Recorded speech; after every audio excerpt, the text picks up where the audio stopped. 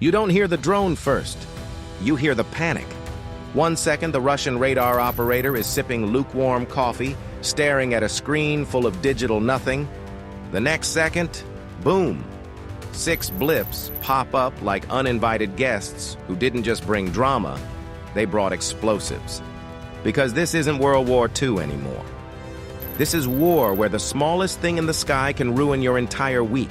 And tonight, we're breaking down how Russia is trying and often failing to counter Ukrainian drones, and why every interception feels less like defense and more like playing whack-a-mole, blindfolded, during an earthquake. The first hard truth. Russia learned the expensive way. Shooting down drones is nothing like shooting down planes. Fighter jets announce themselves. Bombers send postcards. Drones, let's get into it. They ghost you. Ukrainian drones fly low, slow, and annoyingly quiet. Radar systems designed to track jets moving at Mach speeds suddenly have to detect something moving slower than a teenager sneaking home past curfew. And that's a nightmare for air defense crews trained for speed, not subtlety. Russian radars can see them, but only briefly. Trees clutter the signal. Terrain breaks the lock. Buildings cause reflections. By the time the system says target confirmed, the drone has already moved, or split, or shut off its engine to disappear entirely. And that's the real insult. Drones don't fight radar. They embarrass it. And just when Russian crews think they've adjusted, Ukraine changes the game again. Which brings us straight into the next problem Russia didn't see coming. Because Ukraine didn't send one drone. They sent a swarm. Think of it like this. If air defense is a goalie, Ukraine didn't shoot one puck. They dumped the entire equipment bag into the net at once.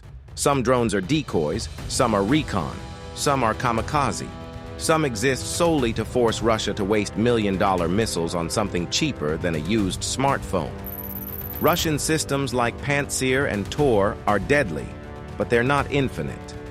Each missile fired is one less missile available.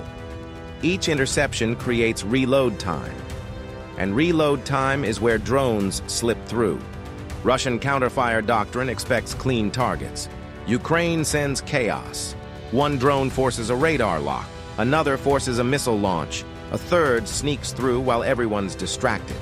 And by the time Russian crews realize which drone actually matters, the explosion has already RSVP'd. But here's where it gets darker. Because Russia didn't just respond with missiles, they responded with electronic warfare. And that's where the fight turns invisible. Russia floods the battlefield with radio noise like a bad DJ cranking static to maximum volume. Jammers blast interference across multiple frequencies, trying to sever the invisible leash between Ukrainian operators and their drones. And sometimes, it works. Screens freeze, feeds stutter, controls lag.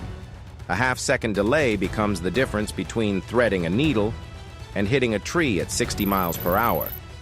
But Ukraine anticipated this. Instead of relying on one signal path, they stack redundancy like paranoid engineers who assume everything will fail, because in war, it usually does. Drones relay signals to other drones. Ground stations bounce commands through airborne repeaters. Frequencies shift mid-flight. If one link dies, another wakes up instantly. It's not elegant, but it's resilient. Russian jamming doesn't knock drones out cleanly. It degrades them, and degradation is dangerous, because a degraded drone doesn't retreat. It improvises. Which leads us to the next problem Russian counterfire units hate admitting out loud. Some Ukrainian drones don't need operators at all. If the signal drops completely, onboard guidance takes over. GPS waypoints, preloaded attack routes, final approach logic that doesn't care if the operator is watching or not. That means Russian electronic warfare can accidentally trigger autonomous attacks instead of stopping them. Imagine jamming a drone and watching it continue anyway. That's not a malfunction, that's design. Russian crews have reported drones that lose signal, dip altitude, straighten their course, and keep going like nothing happened. At that point, counterfire becomes a race against time, not a tactical choice. Miss or hesitate, and the drone doesn't retreat. It commits. And now, Russian forces are forced into the most stressful position on the battlefield. They have seconds to decide if a drone is blind or pretending to be. And that hesitation? That hesitation kills equipment. But the psychological pressure doesn't stop there. Because Ukraine figured out something else about counterfire systems. Air defense crews are human. They get tired. They get overloaded. They make mistakes. So Ukraine doesn't just attack targets. They attack attention. Drones fly at night, then dawn, then midday, then again at night. No pattern, no rhythm, just constant low-level stress. Alarms go off for threats that never arrive until one finally does. That's how you beat counterfire. Not by overpowering it, but by exhausting it. Missile operators stare at screens for hours, tracking false positives, shooting decoys, logging intercepts that feel pointless. And when the real strike appears, reaction time slips by just enough to matter. War isn't always about firepower. Sometimes it's about making the other guy blink. And Russia? They've been blinking a lot lately. But we're only halfway through the picture, because the most dangerous part of Ukrainian drone warfare isn't the drones you see, it's the ones you don't. And that's where this gets really uncomfortable for Russian defenses.